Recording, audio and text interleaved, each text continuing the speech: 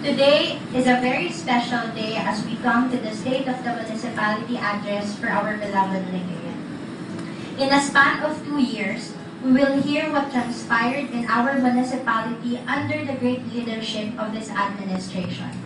This is also my first time to closely see how a local chief executive works day in, day out. As we have been hit by the pandemic, the problems we normally encountered doubled or tripled in number.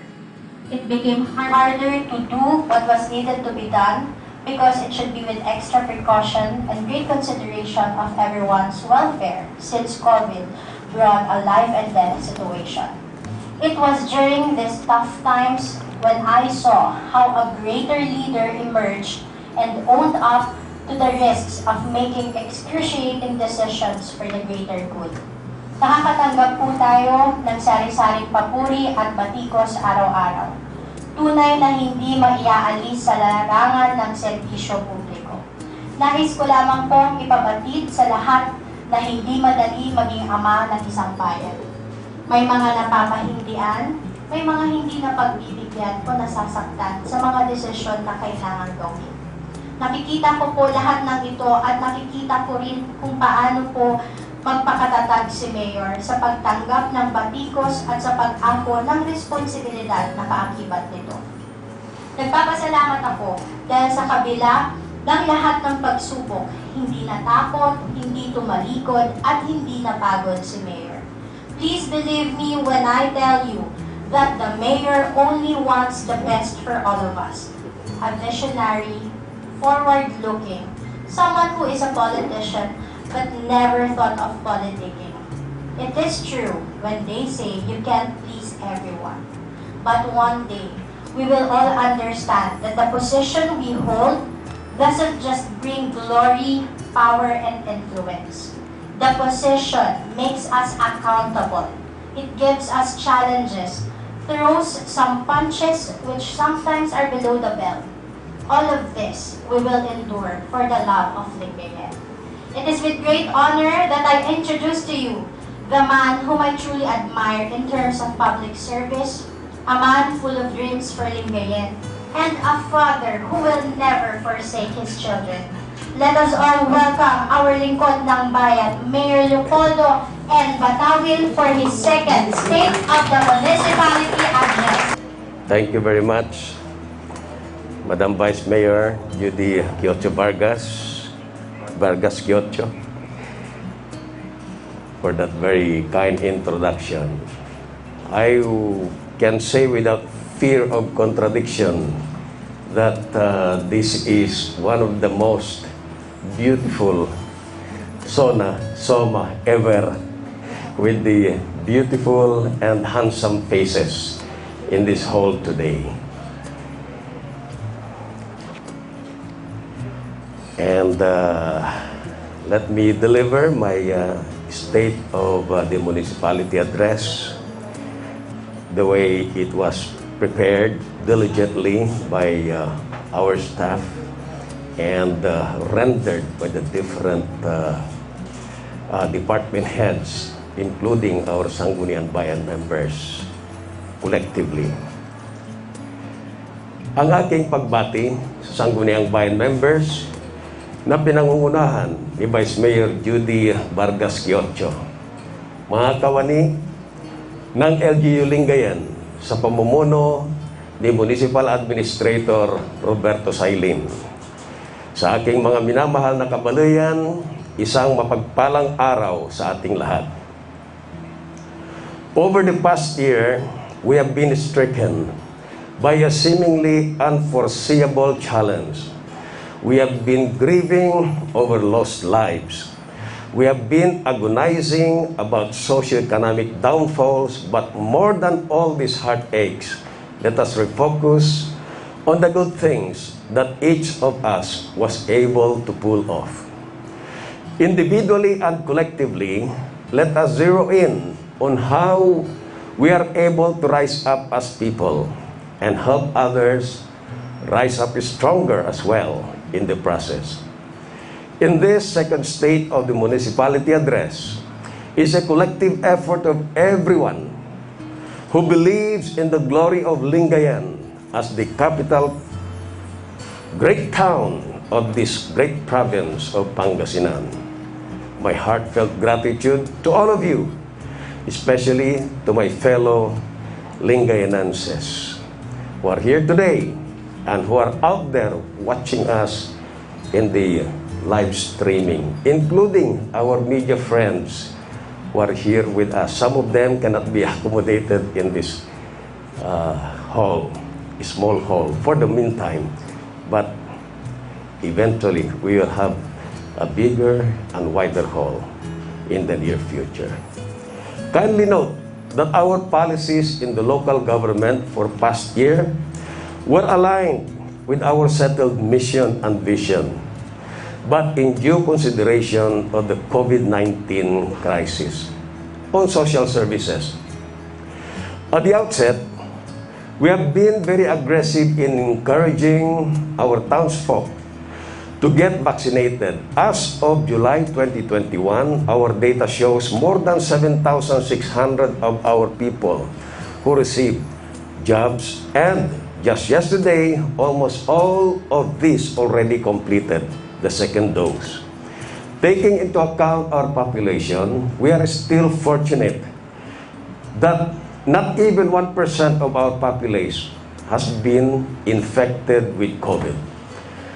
Sa kabila ng kakulangan ng maramihang bakuna na ibinibigay sa ating bayan, nagsasagawa pa rin tayo ng aktibong vaccination program at testing sa mga posibleng COVID-19 positive at close contact sanitation in thousands of households was even promoted. Child health programs were continued, and on other social welfare services, we made sure to transparently implement national government-sponsored programs such as the Social Amelioration Program benefiting more than 12,000 families, the SAP Livelihood Grant to 505 informal sector, and the Pantawid Pamilyang Pilipino Program, which have been assisting 4,552 households. Salamat din, Senator Bongo, na kamakailan lang ay nagpaabot din ng ayuda sa ating marginalized sectors.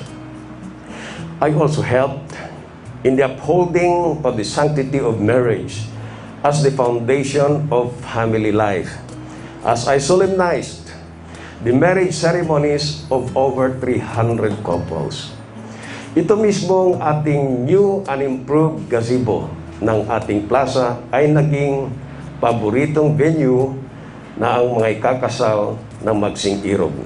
With regards to our market and slaughterhouse, we intensified our campaign against defective and fraudulent weighing scales and increased our collection for market fees.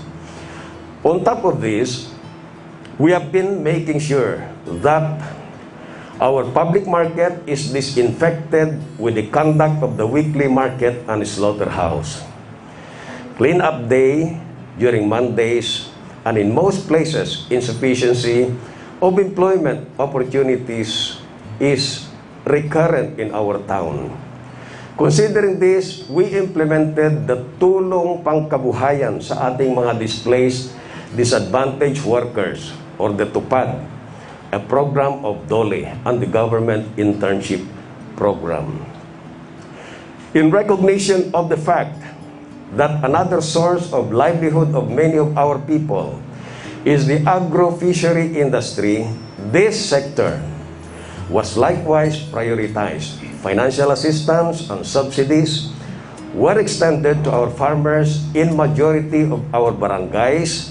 The Department of Agriculture, through us, even provided financial subsidy to 141 farmers greatly affected by the COVID-19. We had also been the full-fledged implementation of our scholarship program, a product of your concerted effort here in the Sangguniang Bayan. But they are hand-to-poor students, but academically proficient and highly motivated. This and other programs highlight the principle that learning never stops, not even during this pandemic, and that I, as the father of this town, persist in helping our children in all the ways I could.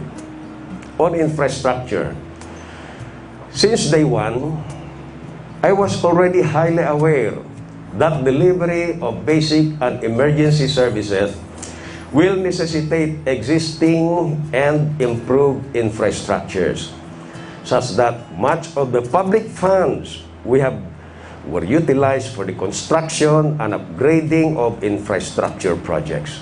Among these are as follows: completion of evacuation center, construction of animal impounding facility, construction of RHU1 building and birthing facility, and other infrastructure projects as shown.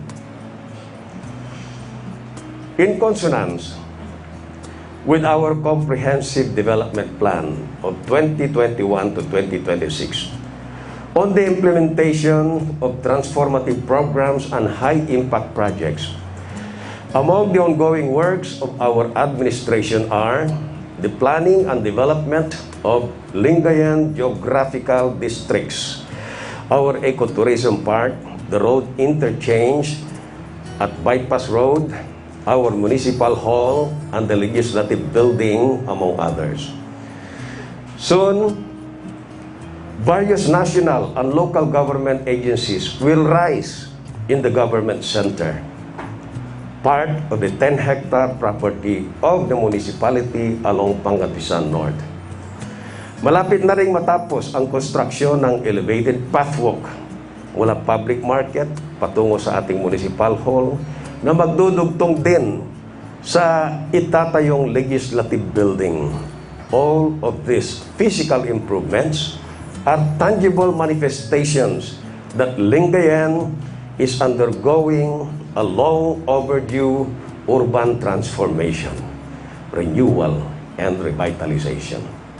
All of these undertakings are diligently worked by our planning and development and technical teams and the whole team, Lingayen team, LGU team, including the Sangguniang, in order to ensure that we are responsive to the call of our time, adapt to climate change and mitigate its impact, and provide needed infrastructures and job opportunities to our people. Furthermore, I am confident that this newly constructed as well as the ongoing projects will boost our conveyance of health, social, and other services which our people direly need, such as the RHU1 building and the new MSWD office. On environmental and conservation, our tree planting, waste management, cleanup drives in various barangays remain steadfast.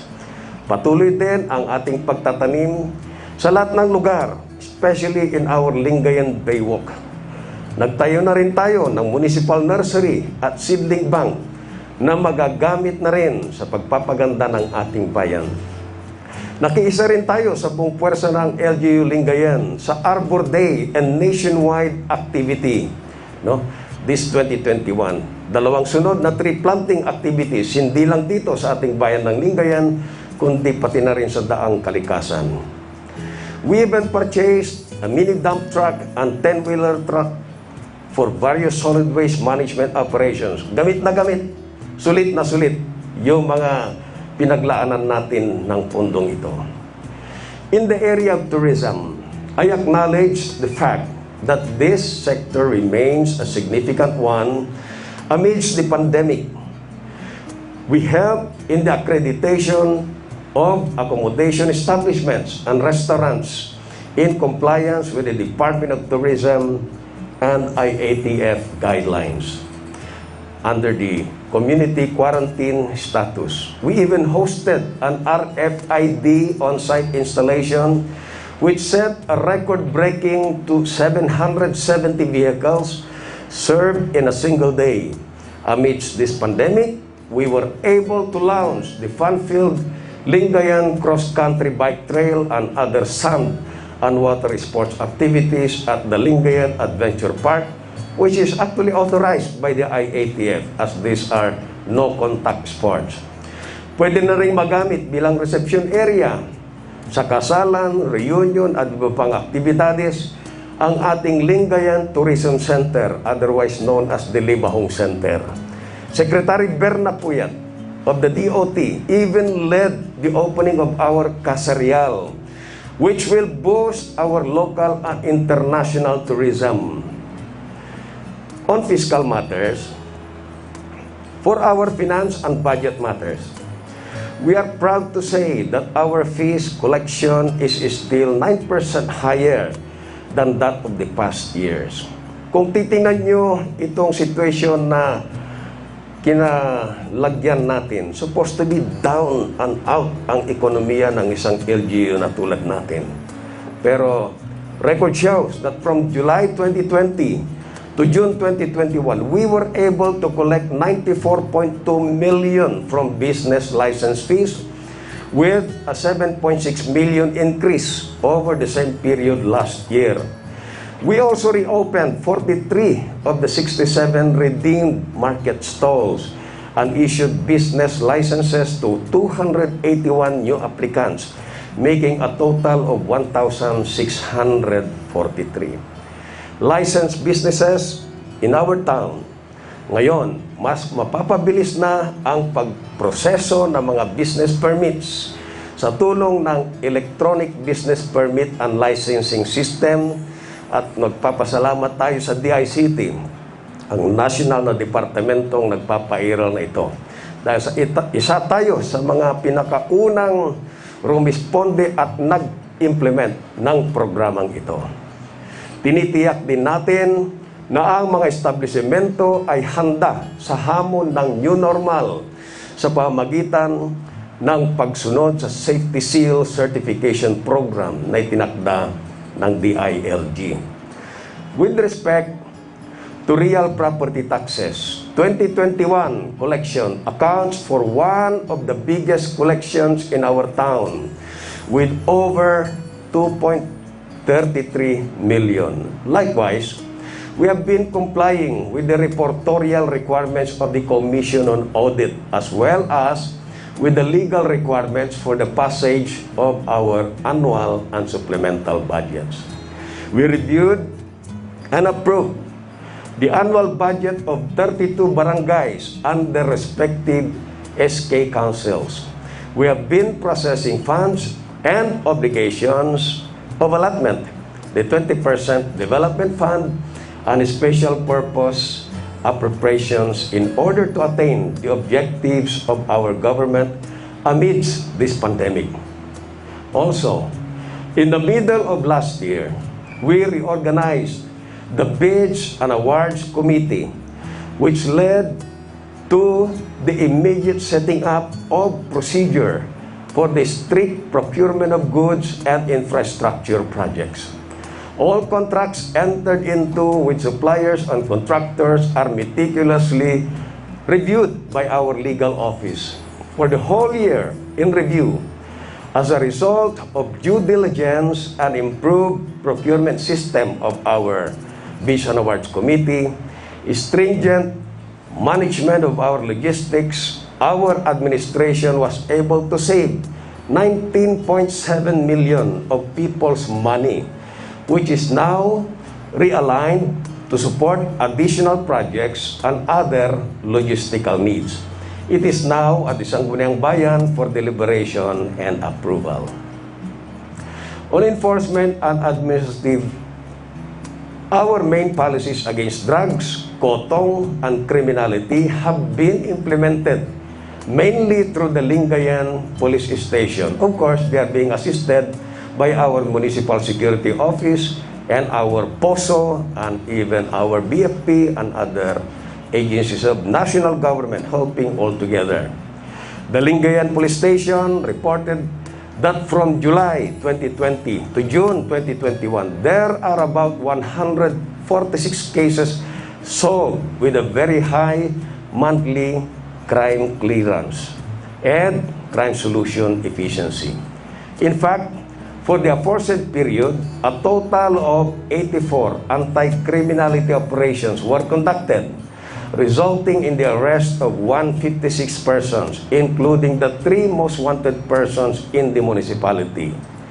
Also at this juncture, I would like to thank our police officer and men for their indispensable role in our COVID-19 related initiatives.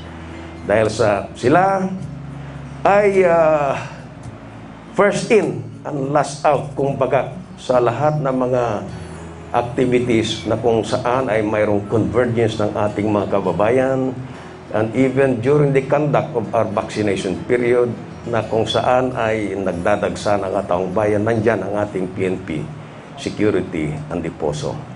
In the same vein, let me make special mention for our Bureau of Fire Protection, Rural Health Units, Disaster Risk Reduction and Management Office. Hanggang ngayon, nandoon sina Dr. Sandra at saka yung mga medical officers natin nagsusupervise ng vaccination program. Basta may supply, hindi natin tinitigilan yan, no? Tuloy-tuloy ang pag-implement natin. We are just limited by the supply coming in from the national. We are ready to procure ours, but we are still guided by national policies. And almost all LGUs are dependent on the national supply of this COVID-19 vaccination. We are just lucky perhaps that I have a little hotline with the vaccine czar, General Charlie Galvez, that instead of us receiving a regular supply, a measly amount of about 300 to 500 or so, nakaka-request tayo ng even more than 1,000 or so. And this is what we are managing, and we are administering, no, by priority. So, the general services as well, an information office, no, for the round-the-clock services. These are the people of our LGU who are non-stop in the delivery of their service. We were able to timely deliver relief goods and relevant information, sanitize houses of our COVID patients, transport these patients, among others, to where they should be, no?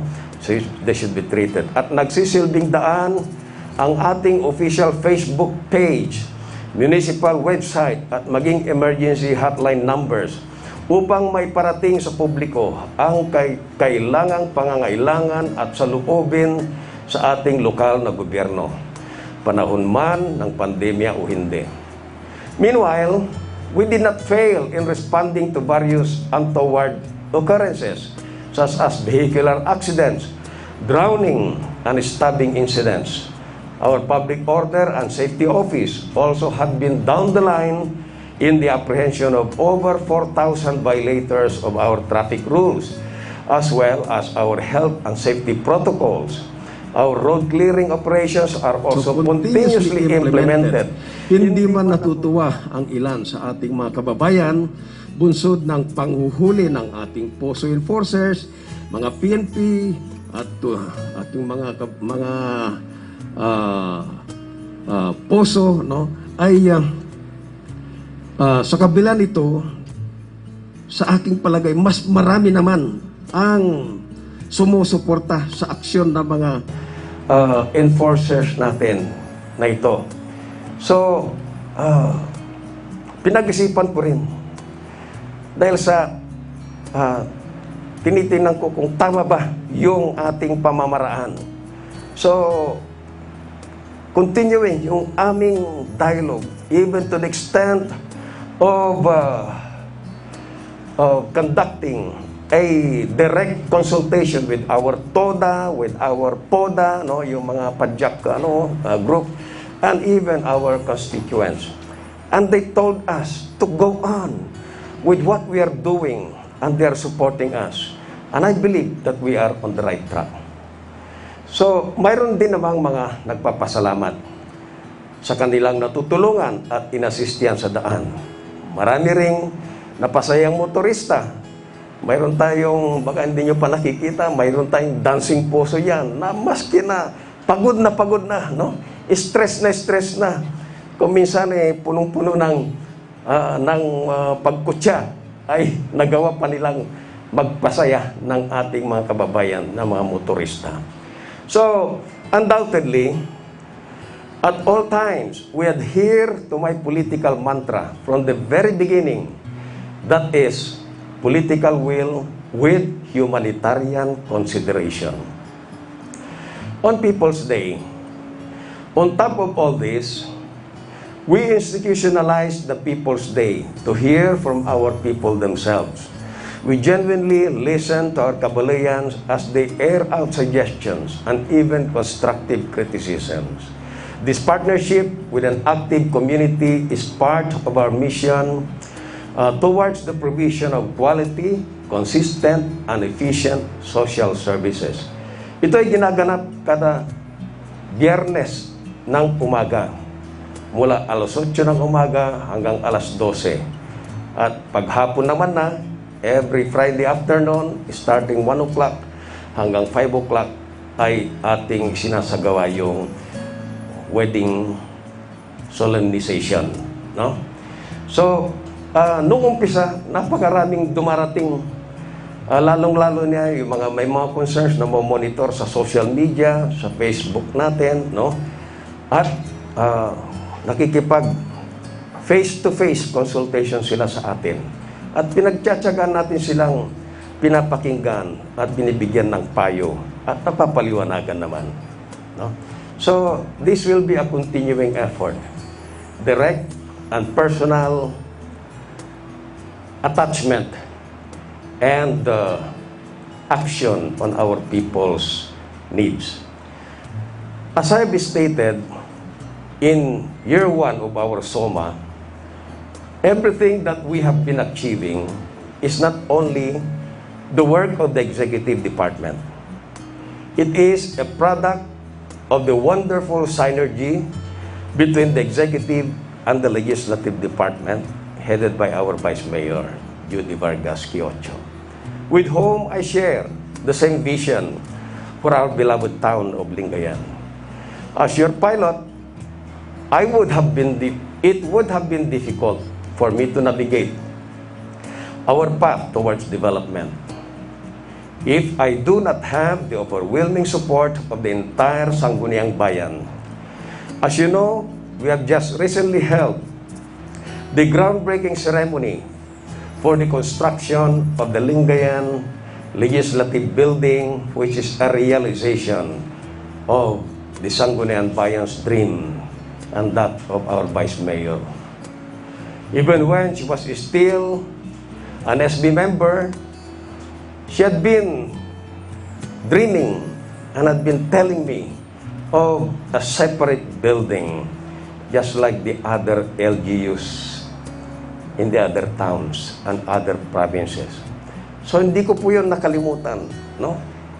Every now and then, pagka may pagkakataon, I look for ways and means, and the opportunity knocked when the governor proposed instead of having a library at the Casarial, ang sabi niya, why don't you put up your own Sangguniang Bayan Hall under at a municipal library will be housed.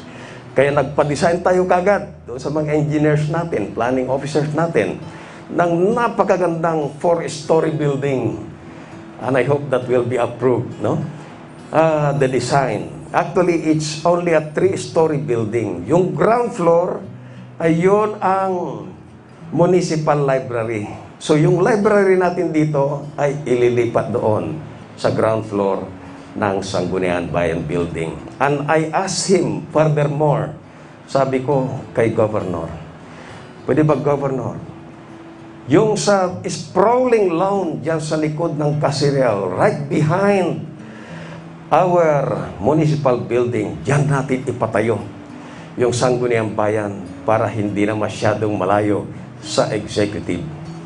So, I believe na nakita rin ni Governor yung opportunity na yon and the need to utilize that particular area back to back with Save More.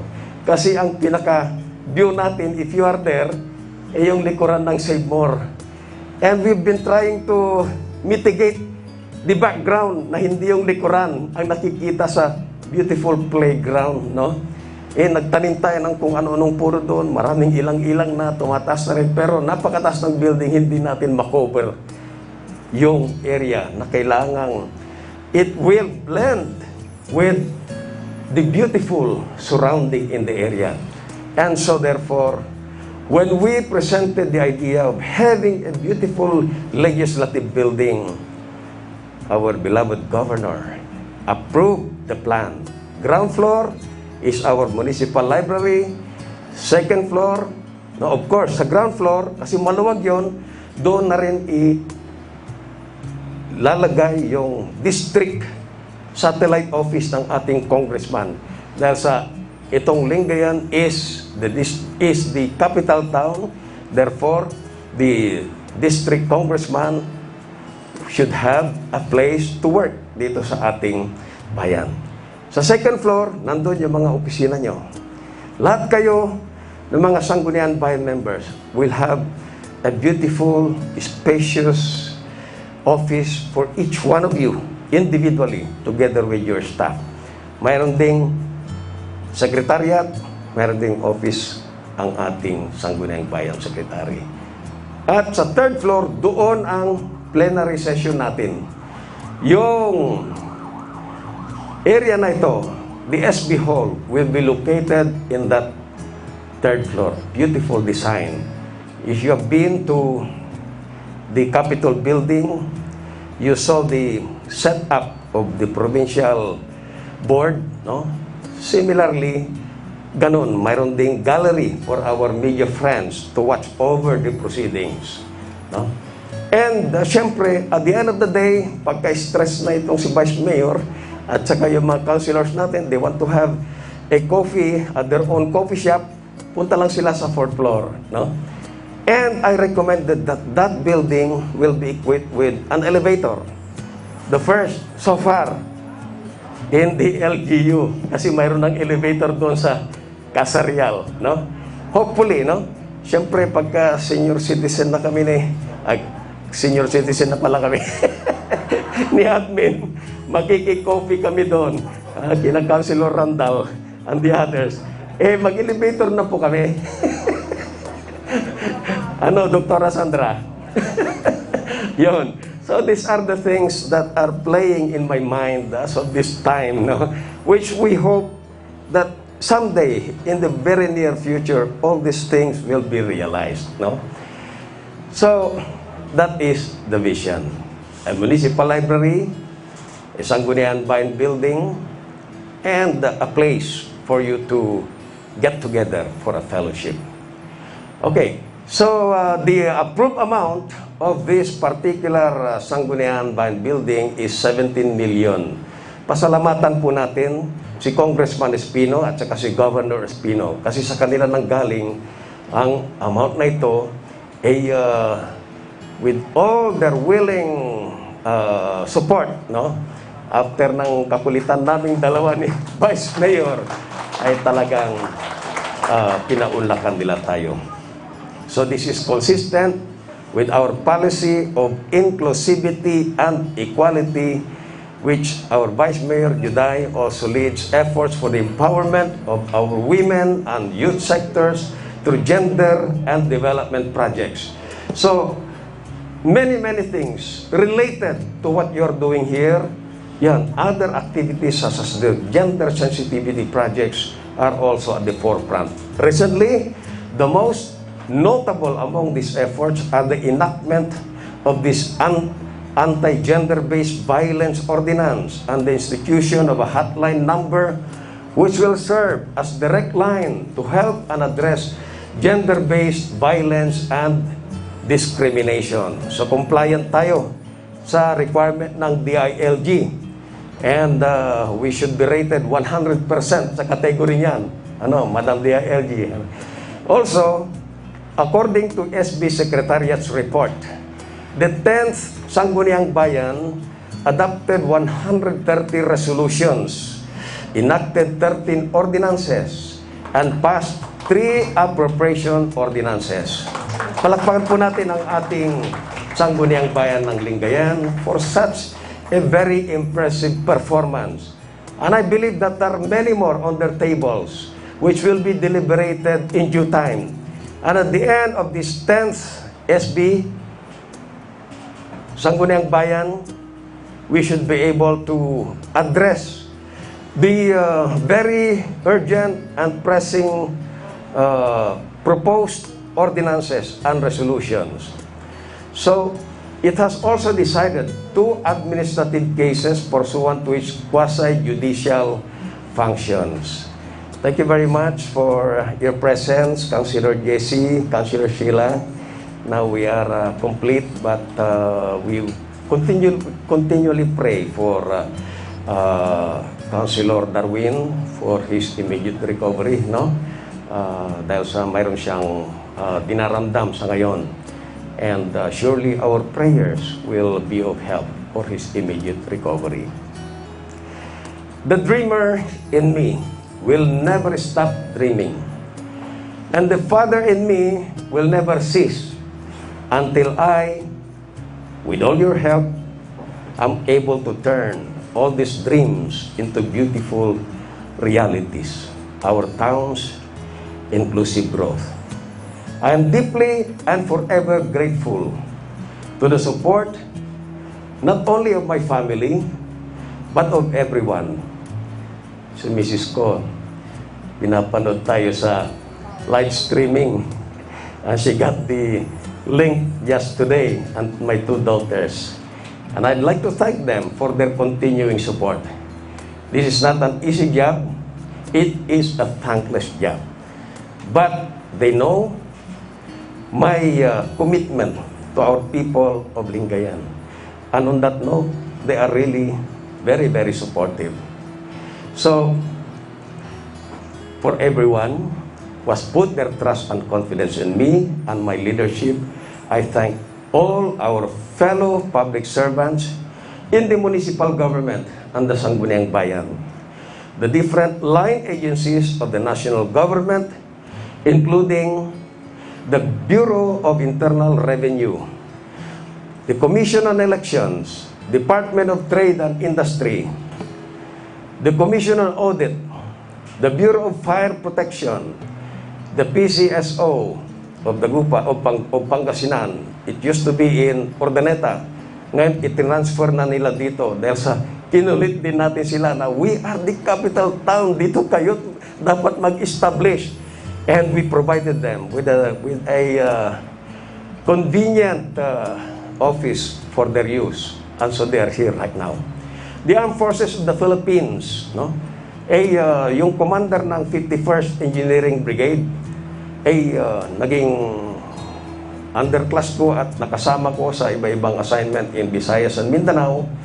And I saw yung mga equipment nila. Sabi ko, bring them in here in Lingayen and help us in developing that ecotourism park. And the DILG and the Department of Tourism, the TESDA, as well as our friends from the media. And of course, each and every Lingayenense who inspire me each and every day. While some provisions or prohibitions were lifted, we should not put our guards down. The COVID-19 are still with us. We still have active cases. Thus, I also urge everyone who has not yet been vaccinated to highly consider immunizing yourselves, and by doing so, remember that you are likewise protecting others and helping our nation reach herd immunity. Salamat National Government sa mga tulong na ipinaabot nyo sa aming mga kababayan sa pamamagitan ng Bayanihan Acts 1 and 2. Salamat din sa gabay at suporta ng ating provincial government sa pamumuno ni Governor Amado Espino III at ni Congressman Jomel Anthony Espino. sa mga pinapatupad na programa at proyekto dito sa ating bayan ng Lingayen. Sa mga punong barangays at barangay councils, kayo ang katuwang namin sa pag-aabot ng maayos na serbisyo sa ating bayan. At sa bawat kawani na walang sawang paglilingkod sa ating mga kababayan. Inaasahan ko na patuloy kayong tutupad sa inyong mga tungkulin ng buong katapatan at kahusayan dahil ito ay refleksyon ng ating pamunuan. Still, while we remain aware of the pandemic, let us not be hindered in pursuing our individual and collective goals. As for our beloved town, let us keep on working hand in hand until Lingayen emanates nothing but preeminence, pride, and progress.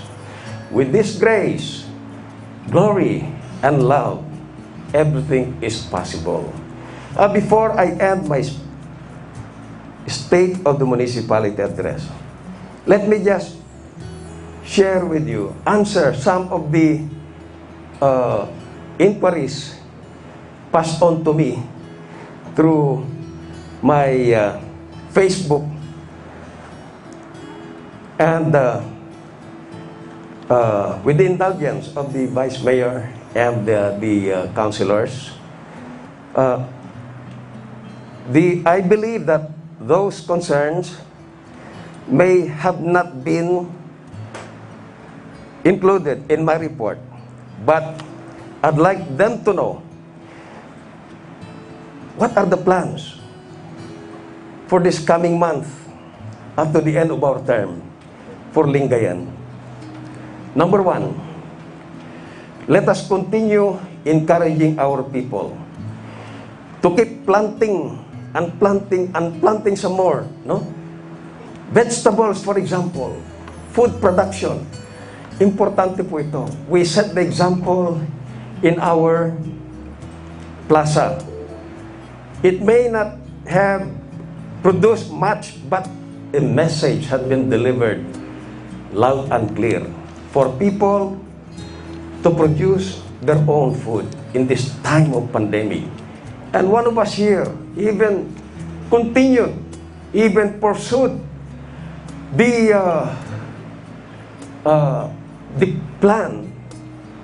I'm referring to Kapitan Jonathan Ugwawa. Grabe, palakpakan natin siya, no? Yung kanyang production ng talong, ipaspas po, inasin, masamsamit lang. So, he had been distributing a lot of, perhaps more than a ton of eggplants already and some other vegetables, no? So let us continue pursuing that resolve.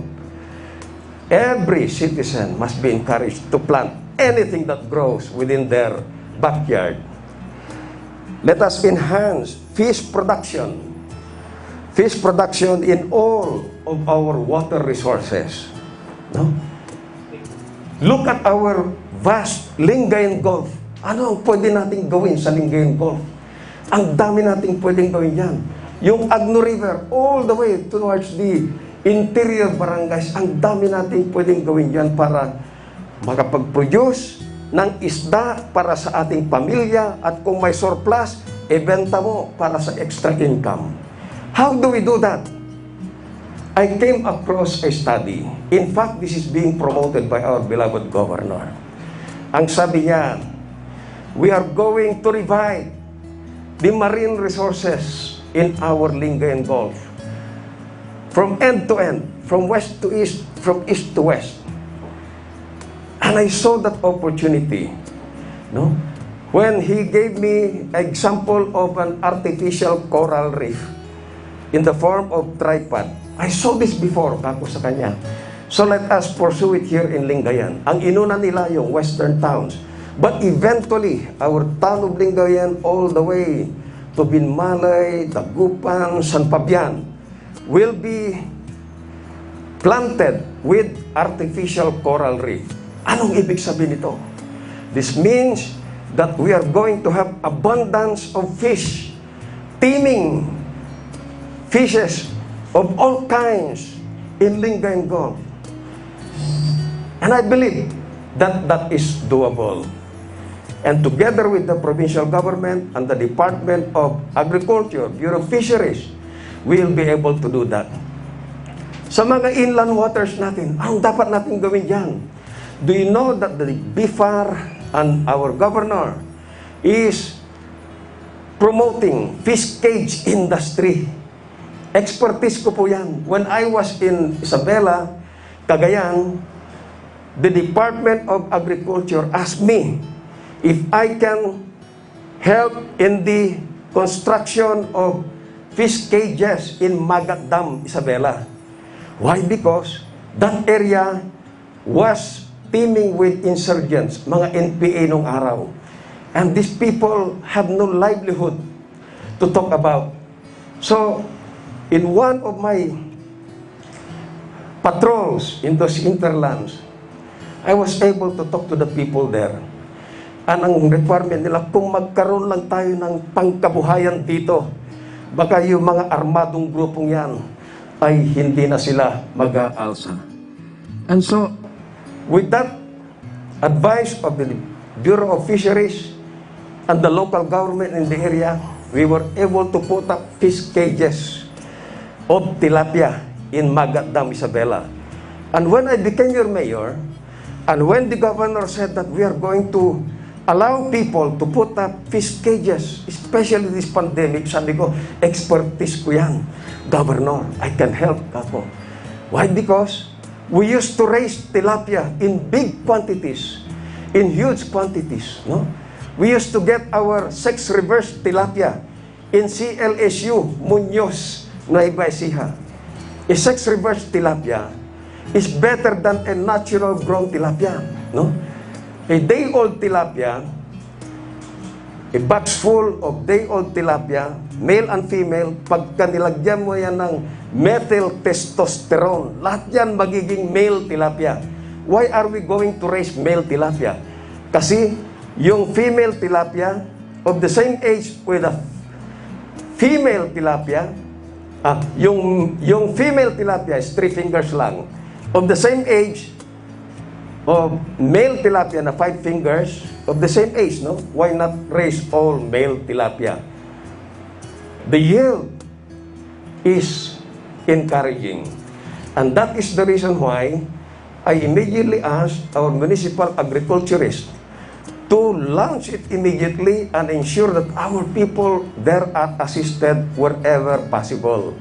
Kasi pag ganito na malakas ang agos, kung mali yung pinaglagyan nila ng fish cage, mawawas out po yun. And it will be gone to the waste, no? So, the third that I have in mind, no?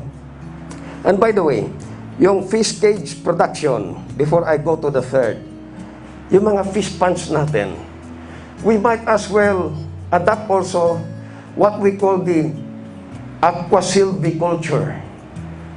Sinong nakakaalam nitong aquasilviculture na tinatawag ng Bureau of Fisheries?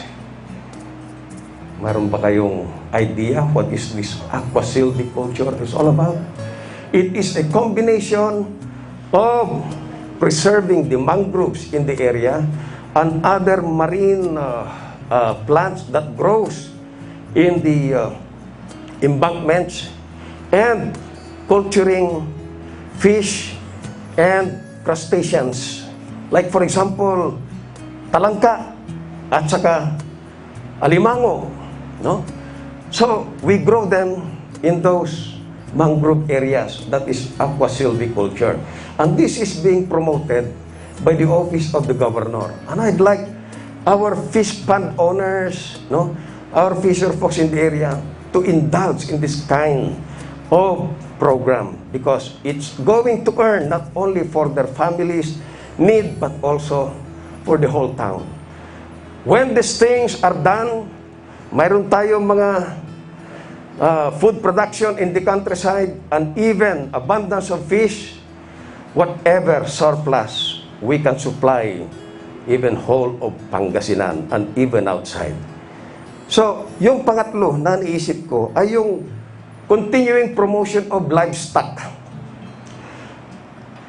We have abundance of baka, kambing, tupa, mga poultry, no? At marami pang iba. Kalabaw. At ang ating municipal agriculturist in coordination with the Department of Agriculture ay ito ang pinopromote nila ngayon, no? At the same time, we protect our livestock from this pandemic also that they are experiencing. So, if we think of all this production, food production, livestock, and fish culture, we can be self-sufficient, and our people will not go hungry. And on cottage industries, anong balak natin sa cottage industry? If we look around, hindi tayo napag-iiwanan sa furniture making, yan sa bandang Tunton, no? And other places. Mayroon din tayong continuing na production ng tuka from the nipa, no? The nipa, if we can continually enrich and preserve this nipa plantation, we can even help our lowly farmers, our lowly people, by way of supplying them yung mga nipa shingles, no? For their homes, needed especially during this time of the year. On tourism, napansin nyo ba ang ating Lingayen Baywalk? Suddenly, it used to be a very sleepy area yan. Hindi pinapansin yan, no? Now, you go there in the morning, ang daming mga tao, pamilya, taking advantage of the area as family. Ang gandang tingnan, tatay at nanay, no? Kasama yung mga malilit nilang anak. Akatabin ira, manakar-akar ilaman, mampiknik ira. That is a beautiful sight to see. The Filipino family getting together, bonding together in a place where they enjoy the sea breeze, the beautiful sea, and others, no? Ngayon, naging Boracay of the North ang ating Lingayen Baywalk all the way towards Binmalay, no? During sunset, during fair weather, subukan yung pumunta dyan. Ibang-iba na. Ang mga tao ay masasaya, may hanap buhay, at seemingly walang pandemic, walang problema. Yun ang medyo doon tayo nangangamba. Dahil sa yung mga iba ay nakakalimot sa tamang IATF protocol. While we allow them to indulge in such livelihood and getting together and happiness and business, no, we should also not forget our responsibility to keep our people safe. So, further looking around, we have the Limahong Tourism Center, and that hopefully with the availability of funds, we will be able to connect the Lingayen Golf Baywalk to the Limahong Channel River Walk all the way to Pangapisan North, Pangapisan Sur, hanggang dyan sa likuran ng bagong RHU building na pinapagawa, diretso dyan sa reclamation area, at dudugtong na doon sa common terminal. Ang gandang tingnan yun. Pagka matapos natin yun, kung mapagdugtong-dugtong natin yun, no? At itong ginagawa na Lingayen, Binmalay, Dagupan Bypass Road, na nung ako'y congressman ninyo, ay drawing ko lang yan. Ipinakita ko kay RD Ronel Tan, sabi ko, since you are into build project, why don't you consider this? Alam niyo, tinawag niya agad yung kanyang mga engineers. Pinadesign niya yan. And then when they were making it, sinadjust ko sa kanya, RD, nakita ko yung ginawa niyo doon sa Ilocos Norte. Eco-tourism highway. Mayroon pang bike lane at saka mayroon pang joggers lane. Minodify niya. That is why you can see an eco-tourism highway that is equipped with a bike lane and joggers lane. Napakaganda ng lugar na yan. And within this year, next year, and perhaps 2023 after, no, we will be able to have 5 bridges. Ang ginagawa nila ngayon, kasi tapos na yung main carriageway, ay 5 bridges to connect all of these interchanges all the way to Dagupan. Sa ngayon, natapos na yung hanggang doon sa Barangay Butte ng Binmalay. Ang ginagawa nila ngayon ay yung mag-backfilling mula doon sa highway ng Binmalay, parallel to the Kanawalan Road, hanggang doon sa Karael, no, Kalmay Bridge, yung na-wash out na bridge doon, to connect that bypass road all the way to the De Venecia Highway, doon sa malapit sa DENR NBI. Ang ganda niyan. Within 12 to 15 minutes, you will be in Dagupan. Why are we thinking of all these things? Why? Because napag-iwanan tayo, sa totoo lang. Dagupan and all those highly urbanized areas are already up and about. So we might as well siphon some developments, no? Some investments. Let them get in Lingayen, the capital town. Because ang selling point natin, we are the capital town, we are the government center, we are historical and cultural center, we are even educational center. Dahil sa dito noon, nag-aral ang ating former President, Fidel V. Ramos. So, ang dami nating mga pwedeng gawin. So, instead of focusing tourism yan sa Lingayen Baywalk, let us also promote tourism sa mga barangay natin. Do you know that yung ginawa natin doon na dike sa barangay Aliwakwak, naging convergence of people na rin. Kung mayroon tayong Lingayen Baywalk, meron din silang Aliwakwak. So, that's true. Doon sa Aliwakwak, ang daming tao. One afternoon, pumunta ako doon. Makita ko yung mga, hindi ako nagpakilala. Nandun lang ako sa sakyan ko. Marami na rin ng mga ambulant vendors, marami na rin mga nag-promenade, no? At finally, nung nagpakilala na ako, picture-picture kami doon, selfie-selfie na gano'n. Yan yung nakita nyo sa Facebook. And I support those kinds of initiatives na mga barangay officials natin. And doon sa Barangay Wawa, one of the farthest barangays natin, no? Huwag natin sabihin na ang Barangay Wawa ay kawawa, no? Ay gawin nating Barangay Wow-Wow, instead na Wawa. Gawin nating Barangay Wow-Wow. Yun lang ginagawa ni Kapitan Jonathan doon, na plantation as far as your eyes can see ng mga vegetable. That is already something, I'm telling you. Dadagsa ang taong bayan doon. Hindi lang mamimili ng mga vegetables, kundi para makita yung ating barangay. Wow. Okay, Lingayen Airport. Yung Lingayen Airport na yun, ay nakausap na namin ni Governor Espino, si Secretary Tugade. Hopefully, he will make his commitment come true before election.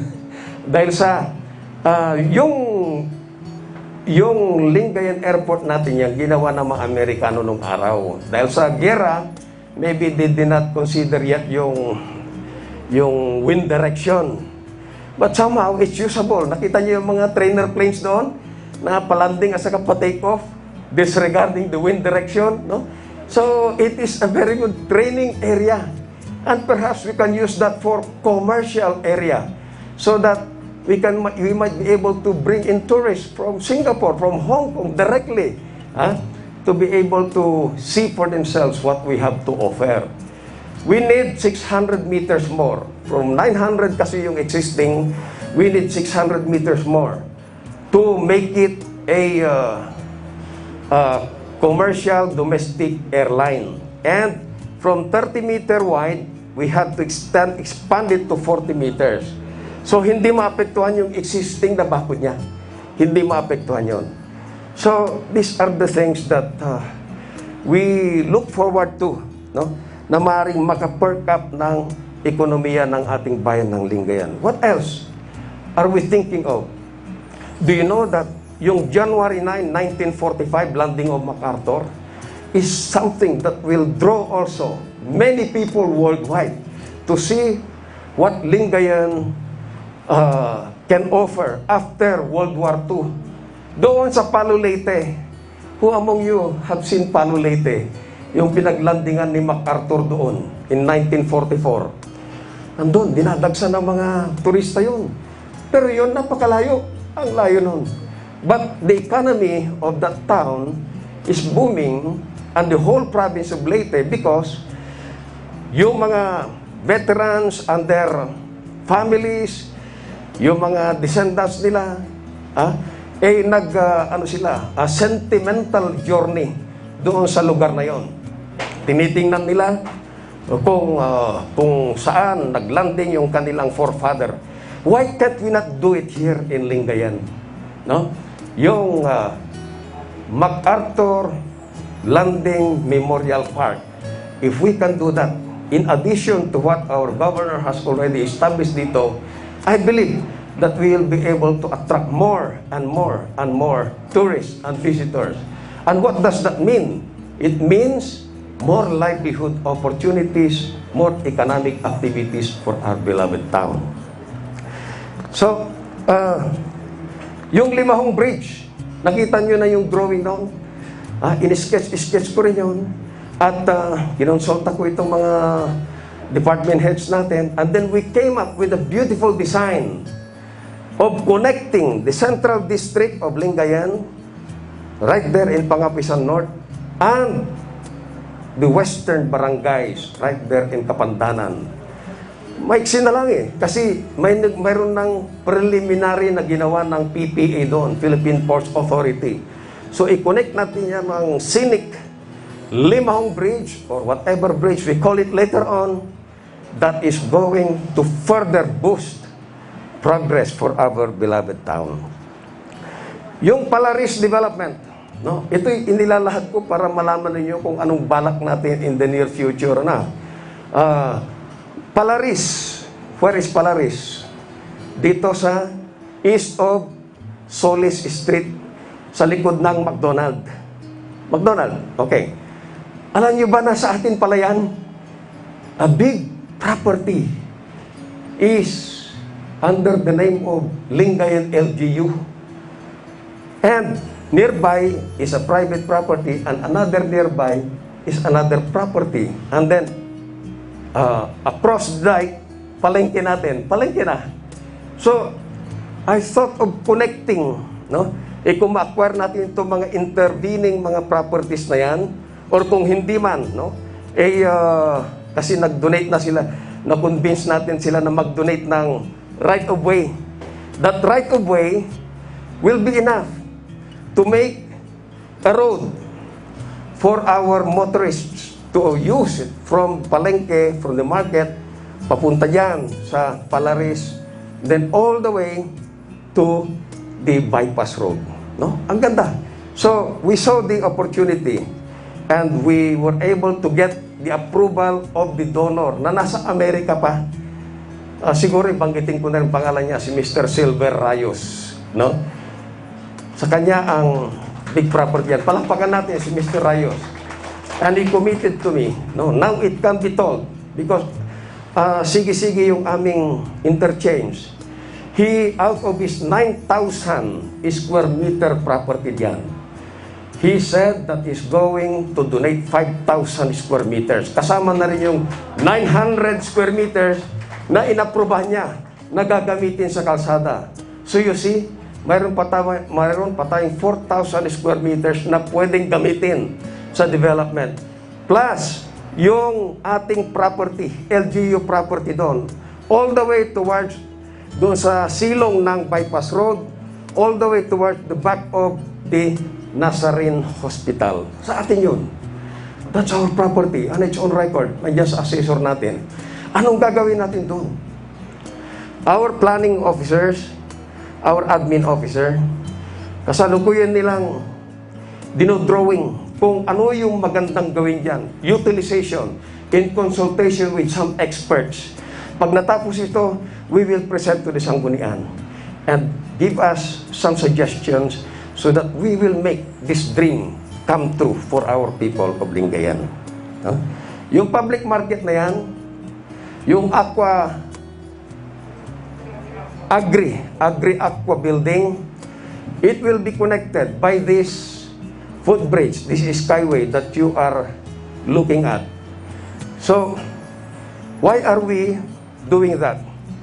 Dahil we believe that with this facility, our people will have an easy access to their local government. From the market, if they wish to transact business with us, they don't have to walk through the pedestrians where it obstructs traffic. No? They can go up the stairs, come over here, transact business with any one of you, and if they want to go to the Sangguniang Bayan na bago, all the way, dire-diretso sila doon sa gilid, and directly to the Sangguniang Bayan. And if they want to go to the district hospital, dire-diretso yan, hanggang doon. Hanggang doon sa Bureau of Fire, at saka sa DSWD. That is the plan, the vision for the skyway na nakikita ninyo. And we have put up a tarp so that people may know. And very quickly, water service. Ang dami nating natatanggap na complaint and suggestions on the quality of water that we are receiving. Hayaan po ninyo, hindi natin pinababayaan na hindi nila i-improve yung quality ng tubig na ating tinatanggap. In fact, binriefing tayo ng manager ng yung contractor ng Liwad. And they told us na malapit nang dumating yung clean and clear supply ng tubig na manggaling pa ng Labrador. Mayroon silang nahanap na source doon. Kasi dito sa Lingayen, wala silang mahanap na source. Kung deep well man, pagka in-extract nila yung tubig from underneath, it has to go through a process of treatment. Treatment na napakamahal. They are doing that in Libsong East right now. Mayroon doong treatment facility. But it's expensive. Why? Because they use some substance to make it usable and potable. Hindi po ba? So, here comes now their supply from Labrador. In Labrador, ginawa nila ng tubo, malaking tubo na papunta dito sa Lingayen. Mayroon din silang nahanap somewhere in San Carlos. But that is a long way, no? But ginagawa rin nila yan, papunta dito sa atin. Ito manggaling sa Labrador ang medyo malapit na. And when that facility is finally completed, hopefully, our quality of water will improve. And on the electricity, on the electric service, they're also trying their very best. Hindi namin pinababayaan ito. Every now and then, we ask them to brief us what's happening. Bakit may brownout tapos mag-on, mag-off, mag-on, mag-off, no? Sa katunayan, I had experienced that kind of service. And they explained to us, and they are trying their very best to do something about it. Yung mga spaghetti wash dito, sa paligid-ligid, no? Alam po ninyo, we have to really do our mandate. We have to cut them, no, so that they will take us seriously. Whom am I referring to? Hindi lang yung electric service facility, but also the telcos. Ang dami niyan, no? Yung iba dyan, hindi na serviceable, pero hindi nila tinatanggal. Kaya, ngayon, when we cut them, because they are dangerous to our people, aside from yung eyesore, no, sa plaza natin, ngayon, in-improve nila. Naggumawa sila ng panibagong linya. Pwede naman pala, no? So, soon, we will have a Lingayen Command Center. Ano ba ito? Some other more advanced LGUs, mayroon na po sila. Lingayen Command Center. A command center which will be monitoring on a 24-hour basis these 32 barangays, either through radio, through internet, or through whatever facility, on a widescreen all over, makikita nila kung anong nangyayari in various places. And the appropriate response will be delivered in reasonable period of time, interconnected with our PNP, with our Bureau of Fire, with our POSO, with our rescue, with our medical, with our social, and all of us. So that is the command center that we have envisioned. And finally, our Lingayen Municipal Hall. We also envision for modification in line with the directive of DILG for one-stop shop. Sa ngayon, ang mga kababayan natin, when they come over here to transact business, they will go from one office and then to another and to another and to another, no? Ngayon, pinag-aralan natin yan, yung one-stop shop concept na yan. And we requested our planning officers to modify our setup. Especially so, pagka mayroon ng sariling building yung Sangguniang Bayan, so magagamit na rin itong second floor na ito sa ground floor. Tapos doon sa gitna, nakikita nyo yung sa gitna, no? Yung sa gitna is an open space na para bagang dumping lang ng mga gamit natin na hindi kailangan, no? Minsan, pinagpaparkingan lang ng mga motorsiklo. Gagawin natin yan na maayos. So, nakita ko, yung design na yan, why don't we make an atrium, no? Where sunlight can penetrate over it, even if when it rains, magagamit natin yung gitna na yan. People who will transact business will go there, and then window transaction sa mga iba-ibang opisina, and that's it. They don't have to go to your offices. They don't have to go inside your offices. So it's a beautiful rendition of an architect, yung atrium, no? Where sunlight can penetrate on a daytime and people can converge at the center and transact business on a one-stop shop system, while you will not be bothered working on your respective offices during office hours. So these are the things that we have in mind. I'm sorry, but it took me perhaps longer than the SONA, or hindi naman, ano? Hindi naman. But alam nyo, when one is inspired, mahirap na pigilan eh. And I'd like to end by way of sharing with you a song which embodies the call of our people, no? Ang sabi ng ating taong bayan, hindi lang sa akin, ha? Hindi lang kay Vice Mayor, hindi lang sa inyo mga sanggunian, no? What was the lyrics of that song? Keep on serving and loving our people, our town, more and more. With this song,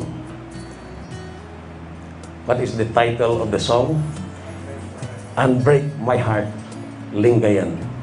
So please sit back and relax, and let's watch this song dedicated to all of us.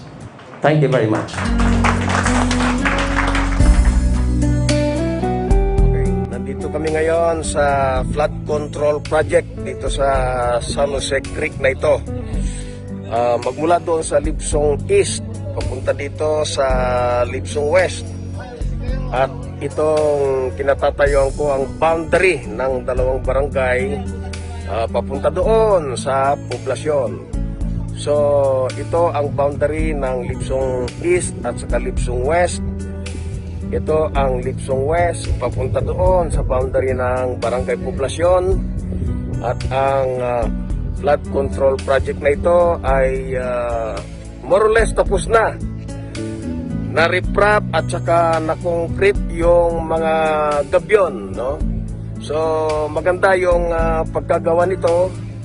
Kinakailangan yung mga portion na na-reprap na gabyon pa ang status ay i-concretize na tulad nito para ma-stabilize yung gilid-gilid ng creek na ito, ng ilog na ito, at upang magtagal para yung pondo na ginamit natin dito will serve each purpose for the long period of time na kinakailangan natin for the sake of our people who are suffering from continuing flood, no? Dilatya, taon-taon. Doon lang sa bandang Libsong East, kinakailangan gawin na nila yung sewage treatment facility para hindi mapulyot ang tubig na ito at may pagpatuloy yung completion of this flood control project here in Lingayen, covering Libsong East to Libsong West to Poblacion all the way to Agno River. Don't leave me in all this pain. Don't leave me out in the rain. Come back and bring back my smile. Come and take these tears away. I need your arms to hold me now. The nights are so unkind. Bring back those nights when I held you beside me. Unbreak my heart. Say you love me again. Undo this hurt that you caused when you walked out the door and walked out of my life. Uncry these tears. I cried so many nights. Unbreak my heart, my heart.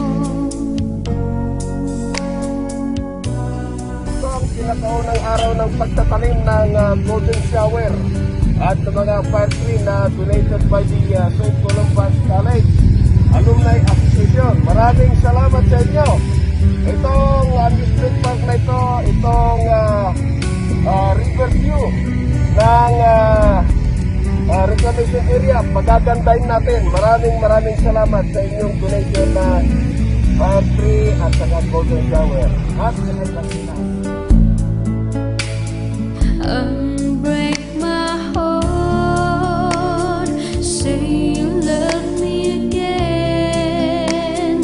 Undo this hurt that you caused when you walked out the door and walked out of my life. Uncry these tears. I cried so many nights. Unbreak my heart, my heart. Don't leave me in all this pain. Don't leave me out in the rain. Come back and bring back my smile. Come and take these tears away. I need your arms to hold me now. The nights are so unkind. Bring back those nights when I held you beside me. Unbreak my heart. Say you love me again. Undo this hurt that you caused when you walked out the door and walked out of my life.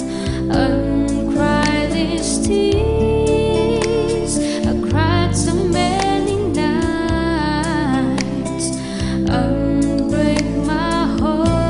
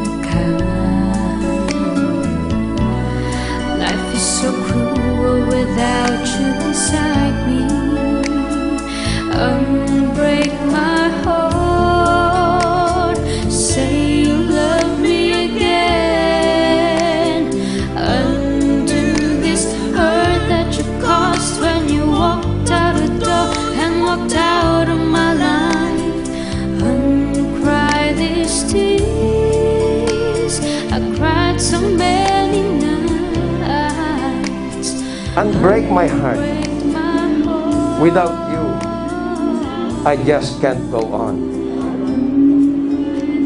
Can't go on. Say you love me. Say that you love me. Tell me you love me and break my heart. Our people of Lingayen calling for each and every one of us to love our town more and more. Thank you very much. Thank you so much, Mayor Leopoldo and Matawil, for the State of the Municipality Address. So it was a report for the people of Lingayen so that they would know kung ano na nga ba ang ginagawa ng pamahalaan ito, kung nasaan na tayo, at higit sa lahat kung ano pa ang pwede natin marinig. Kaya nga nagsabi ko, we heard the report of the Mayor, what we have accomplished together and what we will accomplish more. So I'd like to congratulate, of course, our very good Mayor who has served a wonderful for the past 2 years. In the same way, I'd also like to congratulate all of the department heads, all of the employees of the LGU, our municipal officials, those who are working day in, day out, yung pong mga taong nasa field, yung pong mga taong nasa harap, our frontliners, thank you so much. So ladies and gentlemen, like what we always say, brace yourselves because the best is yet to come. Maraming salamat at magandang hapon po. I solicit a motion from one of the councilors for the adjournment of today's special session. I move to adjourn the meeting. It has been moved and seconded. Our special session, State of the Municipality Address, is hereby adjourned. Hawak kamay tayo para kay pundo Patawid para sa pag-asenso